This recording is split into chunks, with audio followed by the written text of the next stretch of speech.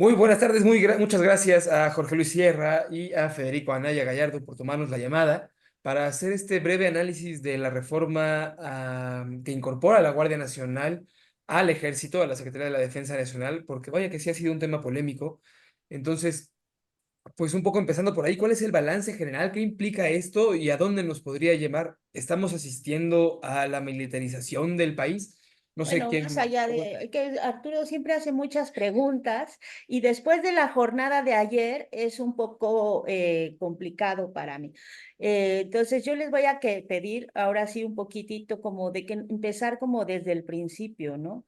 Y quizá, abogado, tú nos puedas ayudar a orientarnos de qué implicaciones tiene concretamente esta reforma. Y luego ya hablamos de qué implicaciones tiene eh, el tema militar, o sea, vamos por pasitos, ¿no? Ok, a ver, pasitos. Esta reforma, por primera vez en más de 100 años, reformó el artículo de los castillos, que es el 129. Ese artículo ya estaba en la Constitución de 1857, exactamente con el mismo texto. Por eso hay castillos. Los liberales creían que el ejército, y ellos entendían las Fuerzas Armadas básicamente como el ejército, teníamos una marina de guerra muy chiquita, era algo que no debía activarse en tiempos de paz. Ojo, el país casi no había tenido tiempos de paz, pero el ideal liberal era, en tiempos de paz, tienen que estar en sus castillos y cuarteles, etc. Bueno, ahora, lo interesante es que nunca cambiamos ese artículo, pese a que tuvimos una invasión extranjera en toda forma, con ocupación del país, y luego una revolución, y luego una pacificación del país en la cual los cuerpos de defensa rural, que eran ejidatarios armados, y teóricamente coordinados por las zonas militares, controlaban el territorio nacional en un país que era básicamente agrario. Eso es 1940. Digo, nada más para poner en contexto la militarización. Porque militarizado el país en ese sentido tan amplio que los académicos dicen, pues ha estado siempre, con todo respeto. Ahora, no habíamos cambiado el artículo. ¿Cuál es mi lectura de eso? Que en realidad las relaciones cívico-militares jamás pasaban por la Constitución, nunca. Y entonces todo lo que acabo de contar podía ocurrir sin necesidad de mover la Constitución. Bueno, ahora ya lo hicimos. Y yo creo que es un acto que solamente nos llevó 120 y tantos años de sinceramiento, de decir qué son las Fuerzas Armadas y para qué sirven. Entonces, qué bueno que ya se hizo el cambio. Y la otra cosa que yo quisiera decir así para la primera respuesta es que el obradorismo dijo desde 2017 que no necesitábamos Fuerzas Armadas para la defensa exterior, no las necesitábamos para reprimir movimientos políticos y sociales, y que por lo tanto teníamos que usarlas para lo que siempre las hemos usado, que es protección civil. Ojo, protección civil, el nombre es poco contradictorio, ¿verdad? Bueno, pero son buenas para eso. Y la otra cosa, que es funciones de seguridad pública. Eso era lo que hacía crujir todo el sistema, porque nunca lo habíamos dicho explícitamente, aunque, no me dejará mentir Jorge Luis, las Fuerzas Armadas a trasmano, en retiro, como segunda opción de carrera personal para sus oficiales, siempre estuvieron metidas en la seguridad pública y policía, siempre, desde después de la revolución. E incluso desde antes, si me pongo duro. Entonces, esta reforma es un paso más hacia adelante. Todavía hay, si revisáramos los detalles de los artículos que se cambiaron, todavía hay cosas que hay que afinar, pero lo que estamos diciendo es, este país no necesita Fuerzas Armadas ni para invasiones, ni para represiones, las necesita para protección civil y para seguridad pública. Y ya era tiempo de sincerar. Y perdón que haga la segunda pregunta, Jorge Luis, pero justo porque estaba dividiendo estas muchas preguntas que hizo Arturo en dos concretas, Jorge Luis. eh, Entiendo esta parte que dice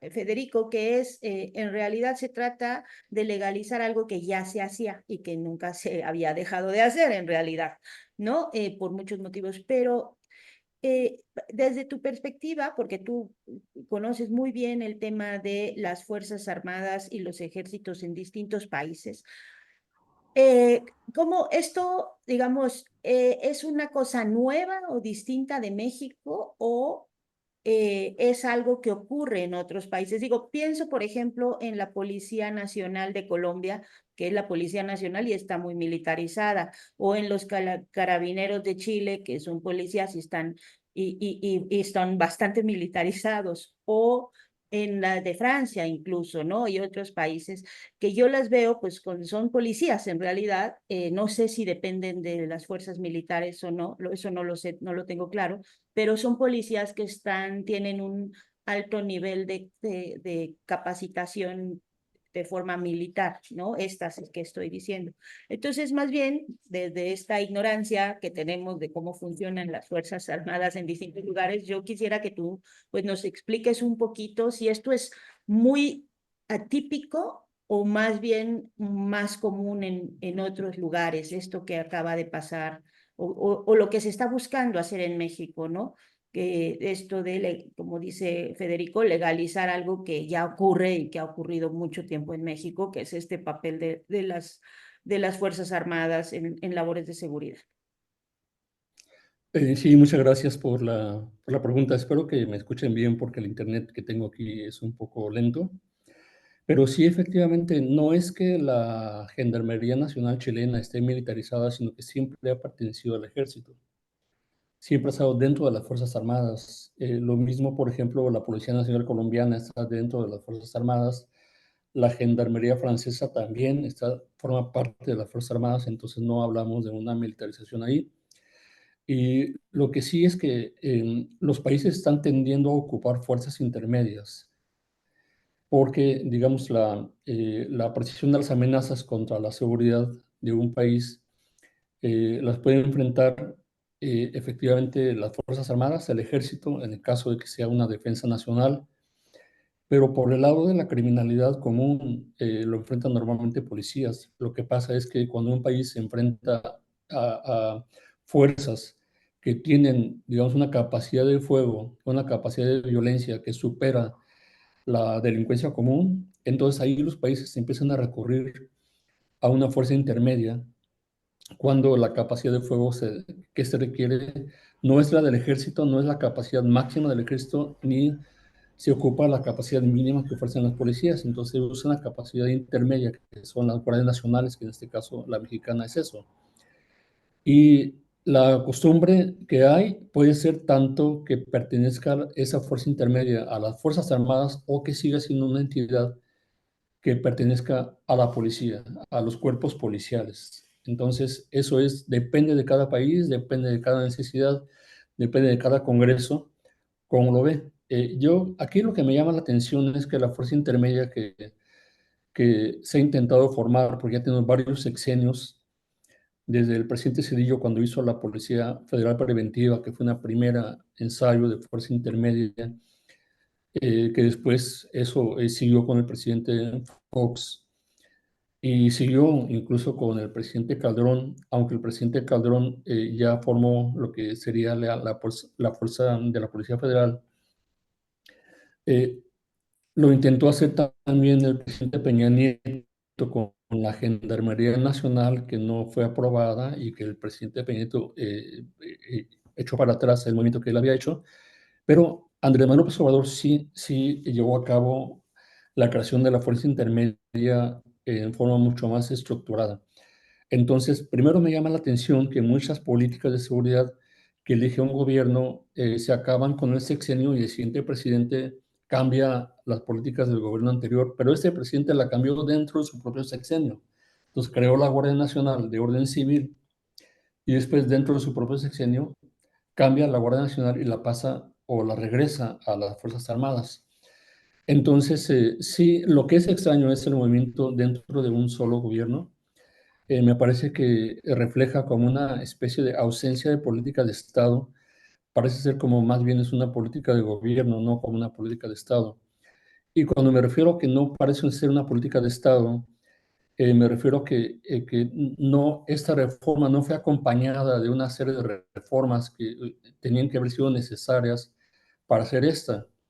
¿Por qué lo digo? Porque si me siguen escuchando, que Sí, tengo sí, su aquí imagen, estamos, sí. Totalmente. ¿sí? Porque lo que yo entiendo de esta reforma es que se está utilizando a la policía militar como el sustento de la Guardia Nacional. Y la policía militar en México no ha sufrido ningún cambio, ninguna reforma. Es decir, la policía militar ha sido uno de los sectores de las Fuerzas Armadas que ha permanecido, digamos, estático, inmóvil, no ha sido movido. Y la razón por la que no ha sido movida la policía militar es porque dentro de las Fuerzas Armadas había un deseo de frenar el desarrollo de la fuerza de la policía militar, porque eventualmente la policía militar en su capacidad de investigación podría eventualmente investigar los movimientos de corrupción dentro de las propias Fuerzas Armadas. Por esa razón no se le dejó crecer a la policía militar. Un militar que nace dentro de la policía militar mexicana no asciende a general. No hay ningún general que sea un general que haya seguido una carrera dentro de la policía militar. Es decir, tienen que pasar a otras fuerzas dentro de la Fuerza Armada, dentro del ejército, para ascender a general. Lo máximo que pueden llegar entonces son grados inferiores de jefatura militar. Entonces, cambiar la constitución y poner a la Guardia Nacional dentro del ejército, porque no estamos hablando de las Fuerzas Armadas, nada más del ejército, es seguir utilizando a la policía militar dentro de los mismos parámetros que siempre se les ha utilizado. Y lo que pasa además, adicionalmente, es que la policía militar tradicionalmente ha sido una de las áreas de las Fuerzas Armadas con menos profesionalismo, porque han reclutado a policía militar, eh, a policías, digo, a militares que no tienen una carrera militar, que muchas veces la policía militar a veces llegan a reclutar a personas que cometieron algún delito, no son tan rígidas, no pasan por la estructura educativa formal que tiene el ejército. Y por esa razón, digamos, a la fuerza de la policía militar, pues la mandan a los cuerpos intermedios, ¿no? El presidente Cedillo mandó al tercer batallón de la policía militar a la Policía Federal Preventiva, y así ha sido constantemente. Ahora, el presidente López Obrador puso en un principio en la Guardia Nacional a la Policía Naval y a la Policía Militar juntas, como parte formando a la Guardia Nacional, pero en esa ocasión, y aquí sí me llama la atención porque a pesar de que el cuerpo de la reforma menciona a la Policía Naval, en la práctica no existe porque la Secretaría, al ubicar a la Guardia Nacional dentro de la Secretaría de la Defensa Nacional, están prácticamente sacando al componente naval de la Guardia Nacional y están únicamente dejando al componente militar de la Guardia Nacional. Entonces, esto como tal no es precisamente lo entiendo no como una reforma estructurada del Estado en su relación con las Fuerzas Armadas, sino como tú lo dices, Daniela, una reforma que le permite a las Fuerzas Armadas justificar legalmente su operación en materia de seguridad pública, porque no estaba sustentada en la Constitución el uso de las Fuerzas Armadas en materia de seguridad pública. Y ahora, pues, bien lo dice Federico, se acaba de reformar el artículo 129, aunque si se fijan, y el mismo Federico lo hizo notar, es el artículo que habla de los castillos. Y los castillos vienen, esa palabra de los castillos viene de las Cortes de Cádiz en España, Mm, porque la Constitución mexicana fue creada con base en las Cortes de Cádiz y nunca ha cambiado. Desde que se hizo la primera Constitución, nunca ha cambiado ese lenguaje. Por eso hablan de castillos. Pero en México, pues el único castillo que hay, o que yo conozco, pues, es el castillo de Chapultepec, ¿no? No hay castillos, no hay ninguna zona o región militar, digamos, el castillo número uno, o el castillo número dos, o el castillo número tres, no hay castillos. En Chiapas B recorre el territorio, no hay ningún ujú. castillo en Chiapas, ¿no?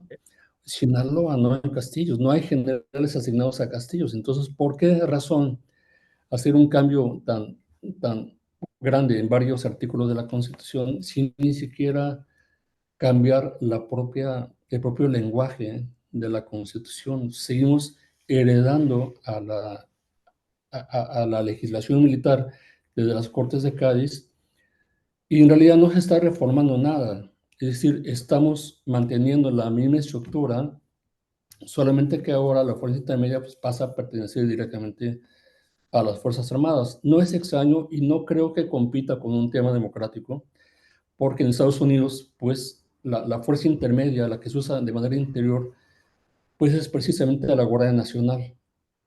Es la que se usa en materia de seguridad interior, y esta pues pertenece al Pentágono, es una de las 5 fuerzas del Pentágono, la Guardia Nacional. Aunque, digamos, esa tiene otra estructura, tiene otros patrones, y los gobernadores tienen ahí una capacidad de movilización que no tienen los gobernadores mexicanos en materia del uso de la Guardia Nacional. Pero ese es otro tema, no son fuerzas como muy comparables, ¿no? Creo entonces que no hay en realidad una reforma a las Fuerzas Armadas, sigue estando eso. La reforma que más me preocupa es el cambio al artículo 21 de la Constitución, porque en la reforma al capítulo 21 lo que sí hay es un cambio definitivo, digamos, en la concepción de cómo se utilizan las Fuerzas Armadas, porque el artículo 21 antes de la reforma decía que la investigación de los delitos corresponde al Ministerio Público y a las policías, las cuales actuarán bajo la conducción y mando de aquel en el ejercicio de esa función. Y ahora, con esta reforma, dice, la investigación de los delitos corresponde al Ministerio Público, a las policías y a la Guardia Nacional en el ámbito de su competencia. Entonces esto ya está cambiando el sentido, porque antes era la Guardia Nacional en apoyo al Ministerio Público, perdón, las fuerzas militares o las Fuerzas Armadas en apoyo al Ministerio Público, pero ahora tenemos a un componente del ejército haciendo investigación de delitos. Y esto me parece que sale fuera de los patrones de comportamiento de una fuerza armada clásica que defiende territorio, que defiende la soberanía, que defiende el interés nacional, y entonces convierte a las Fuerzas Armadas prácticamente en una policía más, pero con disciplina militar.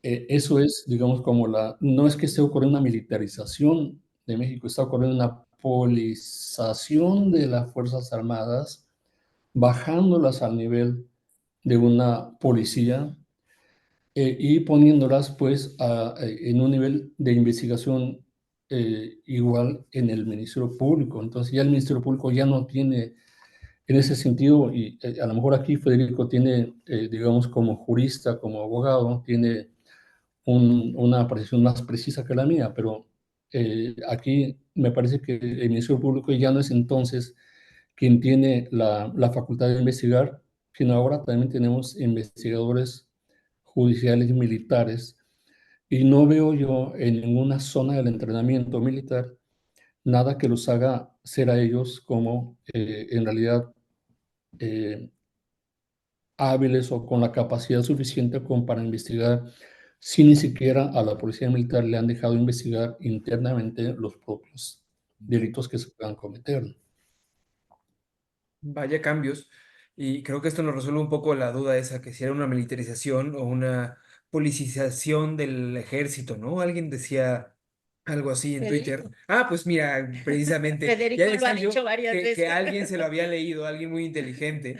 Y un poco yendo hacia ese lado del análisis, ahorita que retomaba los de los castillos, yo dije, bueno, ¿y qué castillos? Pues ¿en dónde, no? Gracias un poco a Jorge Luis Sierra por explicarlo. Pero entonces, si esta no es una reforma, digamos, estructural, así como se pudiera entender, ¿qué cambia? ¿Qué es lo que se contempla? Este artículo 129, ¿cuáles son los cambios que están ahí? ¿A qué nos vamos a enfrentar? No sé, Federico, si nos pudieras ir como aclarando un poco en ese sentido. A ver, yo decía que era un paso adelante, pero bien dice Jorge Luis que no tenemos una reforma estructural de las Fuerzas Armadas. Es como el tema que nadie quiere discutir con seriedad. Y lo que nos dijo Jorge Luis es una muy buena guía para saber con qué material estamos trabajando. Ahora, nadie lo ha querido discutir y ahorita quiero hacer un poquito de judicial bashing, como dicen por ahí. Vamos a atacar otra vez a los ministros de la Corte, porque la derecha criticó mucho el anterior intento de pasar la Guardia Nacional a la Secretaría de la Defensa Nacional, pero el asunto terminó porque interviene la Suprema Corte de Justicia y el ministro González Alcántara Carranca hace un, por cierto, muy buen proyecto de resolución, se publicó, lo analizamos y todo. Y básicamente lo que dijo es, a ver, históricamente la Guardia Nacional ha sido distinta que el Ejército, es un cuerpo ciudadano y básicamente civil. Y por ejemplo, una de las distinciones que González Alcántara subrayó es que para ser candidato a un puesto de elección popular, desde la Constitución de 1857, no era impedimento ser oficial de Guardia Nacional. O sea, yo podía ser capitán, coronel de Guardia Nacional y de todas maneras ser candidato. ¿Por qué? Porque era un cargo civil. ¿Me explico? Y esa es la lógica de González Alcántara Carranca, magnífica, bella, muy buen argumento. Por lo tanto, detuvo la ley orgánica que se había reformado y dijo, hay una diferencia esencial entre la Secretaría de la Defensa Nacional y otra, la Secretaría de Seguridad y Protección Ciudadana. Una es militar, la otra es civil, por lo tanto la Guardia se tiene que quedar en la civil. Bueno, ¿cuál es el defecto del argumento del ministro? Y yo lo dije desde el principio, que en realidad lo que está mal es que haya una diferencia esencial en las secretarías. La cabeza de la Secretaría de la Defensa Nacional debería ser un civil o una civil, una mujer civil. Pero eso no lo hemos discutido, es el tema no discutido y por lo tanto nadie lo dijo. Eso es lo pendiente, tenemos que discutir que la Secretaría de la Defensa Nacional, primero, tendría que ser la única. También lo dijo Jorge Luis. ¿Y los marinos? No, los marinos también deberían estar en la Secretaría de la Defensa Nacional y la Defensa Nacional debería estar comandada por un civil. Ese es el siguiente paso, pero ese es el tema que falta. Ahora, un otro detalle, siguiendo lo que dijo Jorge Luis. ¿Con qué preparación o quién está capacitando a la Guardia Nacional? Eso, desde el principio, se le dieron en 2019 muchísimas facultades a la Secretaría de la Defensa Nacional. Pero de todas maneras, la Secretaría Civil era la que organizaba, por ejemplo, planes y programas de estudio para la preparación de la Guardia Nacional.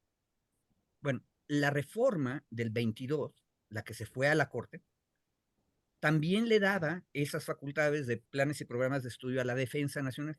Bueno, la mala noticia para nuestros amigos y amigas de la derecha que nos estén escuchando en algún momento.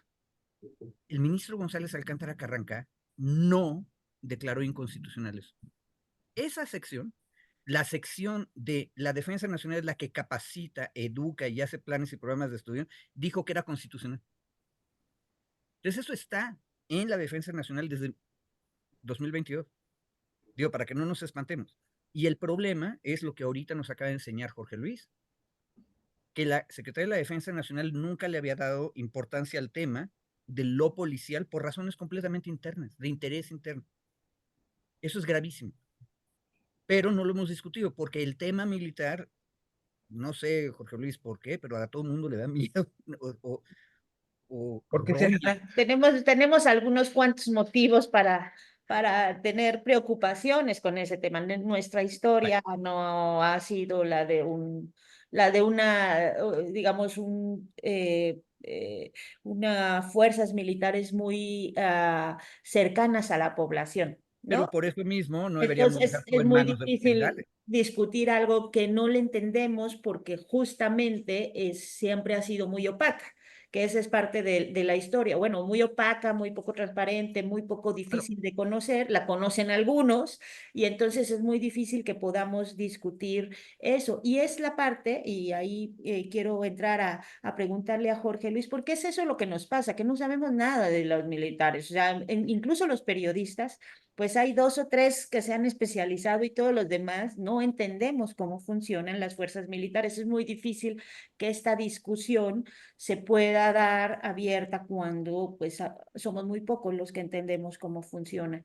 Incluso cómo funcionaba la Corte y el Poder Judicial, que ahora gracias a toda esta reforma se ha discutido mucho más. Y ahí, Jorge Luis, yo te quería preguntar, ¿por qué esto que dices de que pasaron tantos años para que tengamos una reforma que en realidad no es estructural, ¿no? Que podríamos haberla aprovechado más. Yo la he escuchado con la reforma al Poder Judicial, ese mismo argumento, también con el de los pueblos, ¿no? O sea, como que pudimos tener unas reformas mejores que las que se están teniendo, ¿no? O que tuvieran una mayor discusión y que fueran mejores ya que se van a reformar, por fin. Eh, la pregunta es, y entiendo por lo que he platicado con algunos de los legisladores, de senadores de Morena, que más bien era tratar de aprovechar la coyuntura y era lo posible aceptable y lo posible negociable con algunos personajes impresentables, pero que era lo posible, ¿no? En este momento. Mi pregunta es si estas cosas que todavía falta afinar como mecanismos de control o mecanismos de transparencia o definición de qué va a pasar con la Marina o no sé, todas estas otras, si esas pueden tener, o sea, pueden discutirse y pueden arreglarse en estos momentos en leyes secundarias, si tienen viabilidad o no, o necesariamente tendríamos que, para poder tener esos otros mecanismos, tendríamos que pensar en una nueva reforma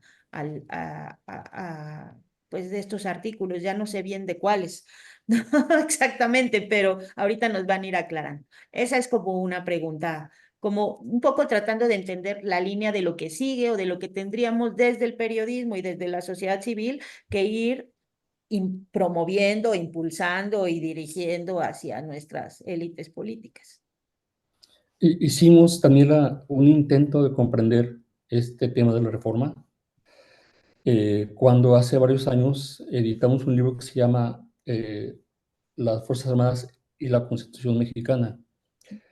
Ahí hicimos ese intento. Ese libro está publicado por Plácido Valdés. Fue como el primer libro que había, digamos, recientemente, la primera producción que había, revisión del tema militar en el ámbito constitucional. Y entonces ahí, si uno lee el libro, uno se da cuenta de que todos los que participaron en ese libro concluyen que en realidad no se puede hacer una reforma a las Fuerzas Armadas si no hay una reforma a la Constitución. Y esa reforma de la cual estamos hablando es una reforma parcial, porque no toma en cuenta pues, todo lo que dijo Federico. No hay un Ministerio Civil de la Defensa, los civiles no pueden ser los secretarios de la defensa, las fuerzas están separadas, el ejército por un lado y la marina por el otro, no hay un estado conjunto de las Fuerzas Armadas, las políticas en materia militar se tienen que hacer por dos instituciones diferentes, el presupuesto se hace por dos instituciones diferentes, cada una de las Fuerzas Armadas quiere estar peleando por su propio presupuesto, se puede generar una situación de rivalidad entre las Fuerzas Armadas, puede haber casos, por ejemplo, en donde un presidente puede darle el respaldo a una sola de las Fuerzas Armadas, ¿no? Había momentos en los cuales los marinos, por ejemplo, se quejaban de que el presidente Fox no ascendía a almirantes. Entonces, en las reuniones donde había jefes navales y generales, pues los jefes navales que ya tenían la antigüedad suficiente para ser almirantes, no pasaban, no tenían el grado de almirante, y entonces tenía que cuadrarse con los generales. Aunque fueran de la misma antigüedad, tenían que cuadrarse porque los militares, los generales que llegaban eran generales de división, generales de brigada, cuando el equivalente naval era de general brigadier, entonces se tenían que cuadrar. Entonces esto también es materia como de discrecional del presidente, ¿no? Discrecional. Entonces había momentos, como lo hizo López Obrador, también en donde él igual le da un apoyo, y siempre lo vimos con la compañía de un general, el ejército mexicano, y pocas veces, y no siempre lo vimos en compañía de un almirante, que era el secretario de la Marina, ¿no? Por eso es que se requiere una reforma a fondo de las Fuerzas Armadas. Yo dudo mucho que esto pueda ocurrir en el corto plazo, porque de alguna manera el presidente López Obrador tenía en un principio la posibilidad de pensar en eso, y creo que en los primeros meses de su gobierno lo pensó, porque había una especie de discusión dentro del partido, dentro de Morena, sobre la posibilidad de crear una sola institución militar con las dos y fusionarlas y crear un comando conjunto, porque eso ya se venía, digamos, hablando de mucho tiempo atrás, esa posibilidad, pero no ocurrió en el gobierno de López Obrador, en el gobierno de Claudia Sheinbaum, posiblemente tampoco ocurra, a menos que Claudia piense distinto y diga, bueno, yo sí me voy a aventar una reforma a fondo de las Fuerzas Armadas, ¿no? Con el apoyo popular que tiene Morena y con una mayoría en las cámaras, ¿no? Pero como tú bien lo dices, Daniela, la coyuntura se presentó, tenía una mayoría y alcanzaron una mayoría general en las dos cámaras, entonces hicieron una reforma limitada en todos los sentidos, ¿no? En el sentido de la reforma judicial, en el sentido eh, de la reforma de las Fuerzas Armadas, y ahora tenemos que ver cuál es el sentido de la reforma económica, ¿no? Tenemos que saber si es una reforma a fondo también o no. Entonces hay muchos componentes que yo creo que podrían solucionarse si hubiera como una discusión sobre políticas de Estado y no solamente sobre políticas de gobierno. Claro. Am, Creo que se nos está acabando un poco el tiempo. Podremos hacer un par de preguntas más para ir cerrando un poco. ¿no? Y Y además esto es como muy es que importante, exactamente, ¿no? porque creo que por primera vez yo estoy entendiendo algo de toda esta maraña Sí. que es esta reforma y que está muy enredada. ¿Les ibas a Sí, preguntar sí, algo? sí, sí. Precisamente, ¿no? O sea, como de lo que pudimos haber tenido a lo que tenemos, ¿no? Sin este componente de una Guardia Nacional que tendría que ser como la policía interna del ejército. Entonces, ¿para qué? O bueno, más o menos así les entendí. Tal vez me equivoqué un poco por ver la cara de Federico ahorita. Pero de lo que pudimos haber tenido a lo que tenemos, ¿de qué nos va a funcionar? O sea, ¿para qué sí va a funcionar esto o para qué no, ¿no? Y a dónde deberíamos de querer que llegara una reforma de este tipo. A ver, es una reforma limitada, bien dice Jorge Luis, pero va más o menos encaminada hacia donde debe, en mi opinión. ¿Por qué razón? Nos falta el componente naval, este, sin duda, pero en el momento en que tú pones como un, porque de hecho ya es comandancia, ya tenemos en la Secretaría de la Defensa Nacional tres comandancias. Una que siempre había estado, que era la comandancia de la Fuerza Aérea, una que no existía porque, y es una cosa interesante, cuando Arturo empezó a preguntarnos, él decía que le pasábamos la Guardia Nacional al Ejército. No, se la pasamos a la Secretaría de la Defensa. El Ejército tiene su comandancia. Esa es una cosa nueva, también es una de las reformas que hizo Andrés Manuel. Hay una comandancia del Ejército, ahora hay una comandancia de la Guardia Nacional y hay una comandancia de la Fuerza Aérea. Si se fijan, es el camino correcto. Lo que nos falta ahí es la comandancia de la Armada, con una sola secretaría que incluya las cuatro armas. Y eso es el primer paso. ¿Sí? ¿Cómo va a escoger quien ocupe la presidencia? ¿Quién es la cabeza de esa Secretaría de Defensa Nacional de veras? Almirante, general, general de ala, no me acuerdo cómo se llaman los de Fuerza Aérea, o comandante de Guardia Nacional. No, lo lógico, fíjense cómo todo cae en orden, es que sean civiles. Entonces tienes un Estado Mayor conjunto de militares, cada uno con su vocación, que dice técnicamente qué es lo que pasa y tienes a los civiles al frente. Y entonces se nos arreglaría todo el asunto, pero no hemos llegado ahí. El problema es lo que dice Jorge Luis, no hemos llegado. Ahora, eh, yo quisiera nada más decir una cosa que Jorge Luis mencionó y me la preguntaba. Eh, Estamos discutiendo el 129 que nunca nadie lo había discutido y tiene razón. Pero el 21 en realidad no cambió nada. Lo estuve revisando porque tenía yo miedo de lo que nos decía Jorge Luis, pero la Guardia Nacional la consideran fuerza de seguridad pública, la consideran fuerza armada y la consideran policía. Si ven ustedes todas las reformas, ahí hay una contradicción, ahí habría que pulir las cosas. O sea, esto otra vez falta más, pero el Ministerio Público es el que comanda las investigaciones, incluso sobre la Guardia Nacional. Ahora, eso nos regresa a un problema sociológico, antropológico. ¿Quién se sienta a decirle a un general del ejército, que ahora es comandante general en la Guardia, usted tiene que hacer tal cosa? Es una cuestión cultural. En algún momento, preguntándole a una diputada de Morena, oiga, ¿por qué no cambian la ley orgánica del ejército para que pueda ser un civil o una mujer? Y una cosa que me sorprendió mucho fue su respuesta. La diputada de Morena dice, bueno, lo cambiamos, pero ¿será que nos hagan caso? O sea, si el que manda no tiene la seguridad de que le van a obedecer, ahí hay un problemón. Ojo, las Fuerzas Armadas, todas, siempre han dicho que ellos van a obedecer exactamente lo que les manden los civiles. Pero el problema no es ese. El problema es que los civiles no se atreven a mandar. Y eso es una cuestión cultural que tiene que ver con lo que no hemos discutido, todo lo que falta. Entonces, yo no veo problema, el 21 está muy claro. Esta Guardia Nacional con funciones policiales y de seguridad pública tiene que seguir las instrucciones del Ministerio Público en la investigación. Pero ahí se nos va a saltar lo que ya nos dijo Jorge Luis.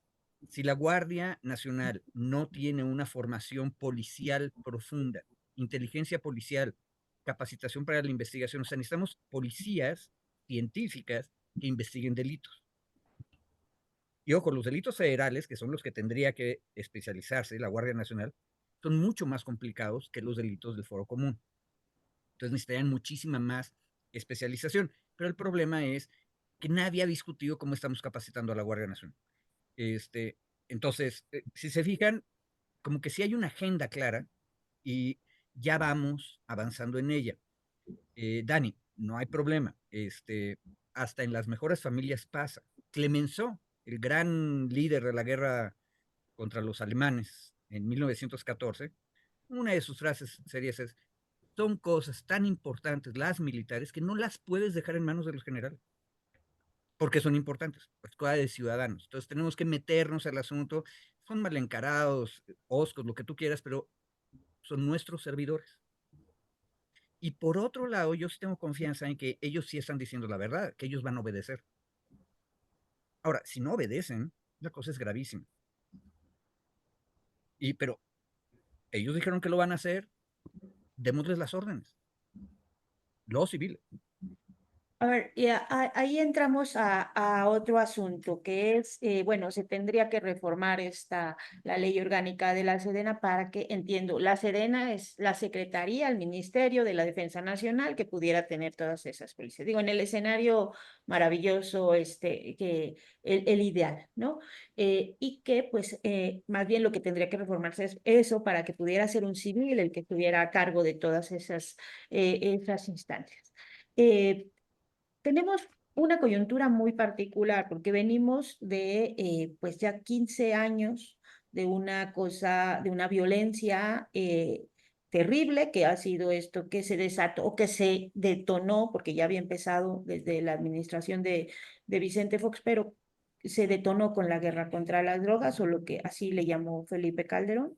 Estamos cerrando el año con unas imágenes de violencia en Culiacán y en otros lugares terribles, la verdad. O sea, estamos cerrando este sexenio con esas imágenes que son también parte de nuestra realidad. Tuvimos una pandemia que también modificó muchas de las cosas que se pudieron o no hacer. Es una administración en todo el mundo que o sea, que no puede leerse ni entenderse sin el factor pandemia, porque modificó cualquier plan que se pudo haber tenido en muchas cosas.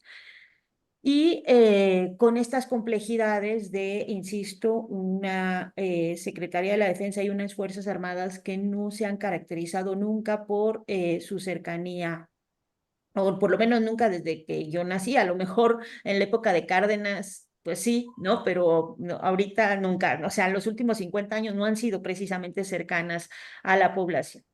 Entonces, ese es el contexto en el que tenemos esta reforma y en el que tenemos esta agenda pues yo agradezco mucho que ustedes nos estén aclarando de cosas que todavía faltaría por hacer. Pero la pregunta es, ¿esto es digamos, una opción suficiente. Esto y el tema del presupuesto, Jorge Luis, que también ubico que conoces muy bien, eh, nos ayuda a enfrentar en el corto plazo la situación de violencia que tenemos, porque esa es buena parte de por qué se está atendiendo la agenda de las fuerzas militares, ¿no? Es porque las policías civiles, federal, estatal y municipal, estaban absolutamente corrompidas, ¿no? O sea, eso es lo que nos lleva a esto, que las fuerzas policíacas simplemente quedaron rebasadas por la incursión de la violencia, ¿no? Por la infiltración del crimen organizado. Entonces,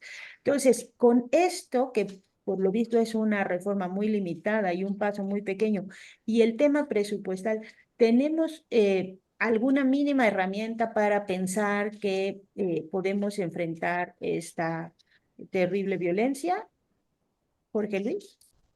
Sí, Dani, creo que aquí hay una señal que dio Claudia Sheinbaum con el nombramiento del general Ricardo Trevilla como secretario de la Defensa Nacional. Y la señal es que Ricardo Trevilla viene de la sección de inteligencia militar del ejército. De ahí viene, porque él tiene formación en inteligencia militar. Fue director de comunicación social de la Sedena, y todos los directores de comunicación social de la Sedena, desde que fue creada esa dirección de la administración militar, fueron integrantes de la sección de inteligencia militar. Era una sección, la de comunicación social, adscrita a la sección segunda del Estado Mayor de la Defensa Nacional. Entonces eso indica que, al menos por la experiencia que tiene el general Trevilla, indica de alguna manera el énfasis militar que va a tener la nueva administración en materia de inteligencia. Y creo que aquí podría ser que la selección haya sido adecuada, porque lo que se requiere es precisamente más inteligencia, tanto estratégica como operativa, para enfrentar el problema de la criminalidad organizada y el problema que tú señalas, de la violencia en el país. Y por otro lado, para enfrentarla también desde otras perspectivas, porque creo que en parte la violencia que nosotros estamos viendo es una violencia en donde los grupos criminales están haciendo más bien operaciones psicológicas para infundir miedo a la población y aparecerlas como organizaciones que han tomado el control de ciudades enteras cuando no es así. Entonces, hay el riesgo de sobredimensionar la violencia que viene de la criminalidad organizada, y ese riesgo de una sobrevaloración de esa violencia no nos podría llevar otra vez a argumentar entonces el empleo a fondo de las Fuerzas Armadas, como parece ser que lo hizo Felipe Calderón. Entonces no podemos enfrentarlo de la misma manera porque lo que se origina es una violencia mayor todavía, sino que lo que se requiere sería más bien como una inteligencia. Si la Guardia Nacional emplea más investigación en materia de inteligencia para debilitar, digamos, los sistemas de comando y control que tiene la delincuencia organizada, y por el otro lado, digamos, el gobierno federal aplica la inteligencia financiera y entonces está golpeando la estructura de poder financiero de esas organizaciones. Entonces, me parece que sí estarían, digamos, las bases dispuestas como para llegar a controlar el problema, si se emplea esta parte de la inteligencia, Ujú. como parece ser que lo van a emplear ahora. Pues ahora sí, como para ir cerrando un poco esto, porque si no, sí nos va a comer el tiempo y no vamos a llegar a otros programas que tenemos que hacer. Pues, Federico, pues, ¿cómo acaba formada entonces ahora las Fuerzas Armadas, ¿no? Que no es lo mismo que la Sedena ni que el Ejército, ¿no? Sino que traen varias cosas. ¿Y cómo entran dentro de todas estas ramitas, pues todas las cosas que acabaron teniendo como aduanas, aeropuertos, hoteles y demás? O sea, ajá. Como que van a tener que muchas tareas, ¿no? Seguridad y todos los demás controles del país. Ciertamente nada más hemos estado hablando de una, que es la de seguridad, y en mi opinión es la que es esencial. De hecho, la lógica desde el libro de Andrés Manuel de 2017 que nunca me acuerdo cómo se titula, y en el Plan Nacional de La Seguridad. salida, ¿no? Sí, la salida. Desde ahí y luego en el plan de seguridad que presentó en 2018, la lógica es, si nuestra crisis es de seguridad pública, no podemos tener cientos de miles, decenas de miles de tropas en cuarteles sin utilizar. Ahora, yo creo que el problema grave es la formación de esa tropa, porque tenemos multitud de ejemplos anecdóticos de personal militar que tiene graves problemas de socialización respecto del mundo de lo civil. O sea, han estado muy aislados, luego no saben cómo eh, lidiar con mandos civiles. Hay una experiencia, por ejemplo, que la prensa debería ir a preguntar qué pasó, porque las mesas de paz y seguridad, que son como 300, ahí tenía sentados en el mismo lugar a militares y a civiles. Y me parece que cuando empecemos a preguntarles a los civiles, y también deberían preguntarles a los militares cómo se llevaban, vamos a encontrar muchas reacciones extrañas. Estoy seguro que va a haber casos donde los civiles tomaron la iniciativa y el mando, y otros en que prefirieron no ordenar. Y tenemos que hacer público esa experiencia para aprender. Entonces, eso creo que sería lo más importante. Y la otra cosa es que habría que exigir a la Defensa Nacional que transparente el proceso de formación de inteligencia policial. Y habría también que preguntarle, Jorge Luis ahorita nos dio otra pista que me parece esencial, que es no sobredimensionar. Si sobredimensionamos las cosas, hacemos tanto daño como si las ignoramos. Y nada más un comentario para lo que está pasando en el momento. Vean ustedes la tristísima actuación del líder del PAN en el Senado. Tanto en las comisiones como en el Pleno, se pone histérico y dice, pues sí, si ustedes quieren que hagamos esto, entonces ahora legislemos el delito de terrorismo, de narcoterrorismo. ¿Sí? Es como una competencia para ganar por la derecha. No, el asunto no va por ahí. Creo que tenemos un marco jurídico penal suficientemente claro, pero lo que tenemos que hacer es darle seguimiento con cuidado, no solo en las leyes, sino en cómo están operando y cómo estamos capacitando a esta nueva policía. Y ojo, en una de esas se vale soñar y en términos de imaginario, veamos cómo funcionan las policías científicas de otros países. Para bien o para mal, esa responsabilidad es la que le tocó a los militares. Fíjate que a mí no me preocupa tanto en comparación, por supuesto, los militares en las aduanas o construyendo cosas. Los militares son buenísimos para construir cosas. En Estados Unidos los han usado y los usaron durante mucho tiempo para hacer presas, por ejemplo. Entonces, eso no es mayor problema, porque eventualmente terminan comprometiéndose con lo que están haciendo. Entonces, hay que estarlos vigilando, igual que a los civiles, por cierto. Pero esto, que es lo grave, lo importante, seguridad pública, capacitación, cómo se organiza la inteligencia, cómo no ignorar problemas, pero tampoco sobredimensionarlos, tenemos que meternos más como sociedad para no dejarlos solos. Ahora sí, lo que te decía que decía el bigotón de Clemenceau, son cosas importantes, no puedes dejarlos solos. Los necesitas ahí, pero no los puedes dejar solos. Bueno, pues ya ahora sí, cerrando, Jorge Luis, te pediría una última reflexión sobre los pasos que siguen, ya más concretamente con el asunto de cómo pues ir despresurando esta, sobre todo yo creo que muchos estamos preocupados con el tema de lo que hemos visto en Sinaloa, que parece que no se detiene ahorita por el momento, va a haber un cambio de gobierno y sí, ya sabemos que cuando hay cambios de gobierno, pues todas las fuerzas de los submundos que hay de poder se reacomodan también, ¿no? Se reacomodan los policías, se reacomodan los grupos criminales y tenemos el otro componente que es pues la recomposición de lo que ha sido quizá pues el cártel o el grupo más estable de los cárteles criminales, digo estable en el sentido que es el que se ha mantenido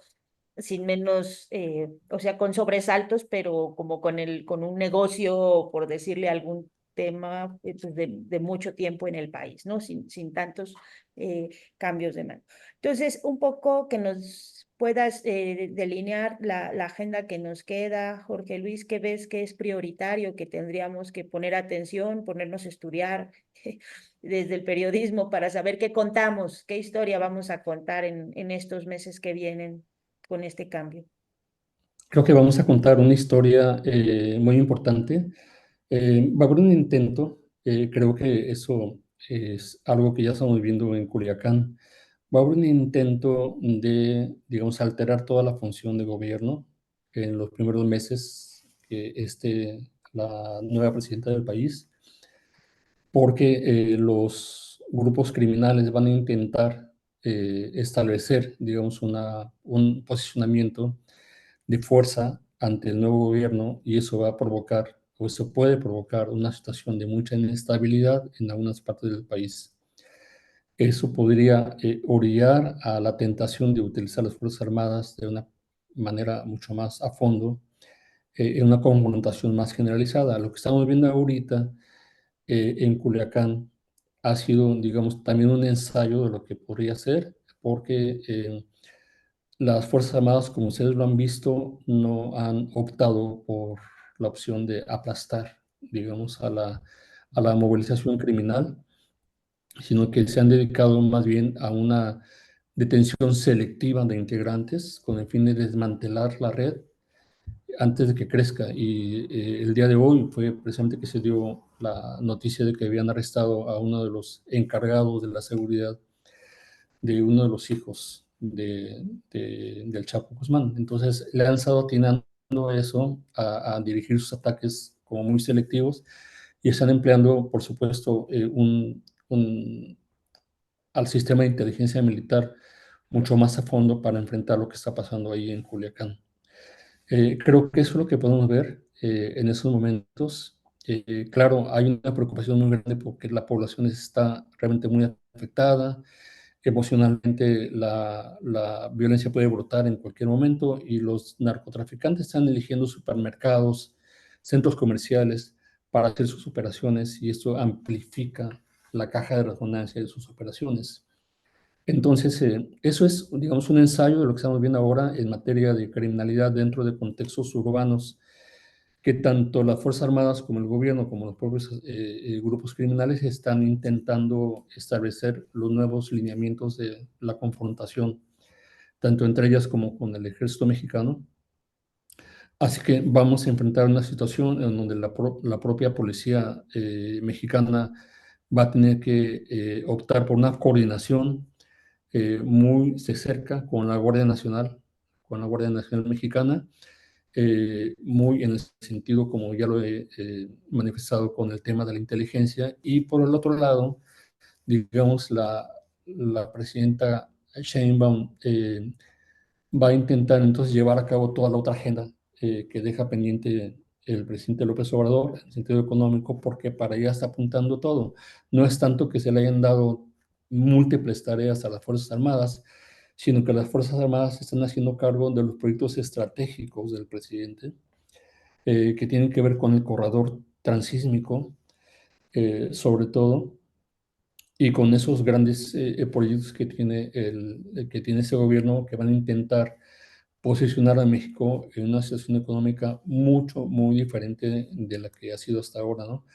¿Qué implica esto? Pues implicaría que realmente las políticas sociales se lleven, se implementen en todo el país, que se disminuya la posibilidad de que los niños y los jóvenes sean reclutados por la criminalidad, como vemos que está ocurriendo, por ejemplo, en Chiapas, donde los indígenas están siendo reclutados por los grupos criminales y cada vez vemos más ahí a niños utilizando motonetas, matando y extorsionando y sirviendo de sicarios. Eso es, digamos, el tema de la política que tiene que ser como integrada, ¿no? Vamos a ver retos como periodistas, definitivamente. Yo creo que lo que queda es aprovechar ese tiempo para capacitarse más, para estudiar más a las Fuerzas Armadas, para estudiar lo que está pasando, para tratar de leer lo que ha producido, digamos, la Academia Mexicana en materia de Fuerzas Armadas, está lo que hizo, lo que ha hecho Raúl Benítez Manau, por ejemplo, está lo que hizo también, digamos, hay otro académico en la Universidad Metropolitana que también ha estudiado a fondo el tema. Hay otro colega que también, José Luis Peñero, ya falleció, pero deja un legado, digamos, de obras en materia de Fuerzas Armadas también importante. Hay también otro compañero en la Universidad Autónoma de Guadalajara, un compañero que se dedica también a estudiar Fuerzas Armadas, y todos ellos han producido, tienen una producción académica muy importante que es necesario como recuperar ahora y tratar de que cada periodista que tiene interés en ese tema, pues se aviente todo ese compendio de cosas que ya han sido producidas. No son muchas porque no hay mucha investigación sobre las Fuerzas Armadas, así que se puede uno, pues, recorrer eso de una manera más o menos pronta y tratar de recurrir a otra información, simplemente otra información, compararlo como tú lo estabas haciendo en un principio, Daniela, comparar eso con lo que pasa en otros países, en Colombia, qué está pasando en Chile, qué está pasando ahorita en estos momentos, por ejemplo, en Perú, qué está pasando en Ecuador, ahora que las mismas bandas están siendo, digamos, están operando, nuevas bandas están operando en todo el continente. Tenemos al Tren de Aragua, esta nueva grupo criminal venezolano que está operando en Estados Unidos, pero también está operando en México, está operando en Ecuador, está operando en Perú, ahora con la migración venezolana. Entonces hay como nuevos desafíos en el país, todo un tema realmente para que como periodistas haya una oportunidad como de meterse a fondo y especializarse. Pues con eso nos quedamos y con mucha tarea. Muchísimas gracias, de verdad les agradecemos ampliamente a los dos que se hayan dedicado este tiempo para platicar acá con nosotros, con la audiencia de Pie de Página y darnos luces y pasos para lo que sí tenemos que contar, quitar un poco las telarañas y avanzar en una agenda que realmente nos ayude a todos a cambiar la realidad del país, ¿no? Porque los desafíos son complejos. Entonces, enorme agradecimiento de nuestra parte y pues esperamos tenerlos acá próximamente para cualquier otra duda que tengamos, que seguramente nos van a salir muchas. Gracias a ustedes y Jorge Luis, hola, hola, tenemos que platicar alguna vez de 20,000 cosas. Un gusto verte. Y Un gusto gracias. también. Hasta luego. Bueno, ahí sí Gracias. platican, nos avisan luego de qué Sí. platicaron para hacer una nota, ¿no? Porque se ve que va a estar interesante. Muchísimas gracias a los dos. Gracias. Luego. Suerte, Hasta luego. suerte.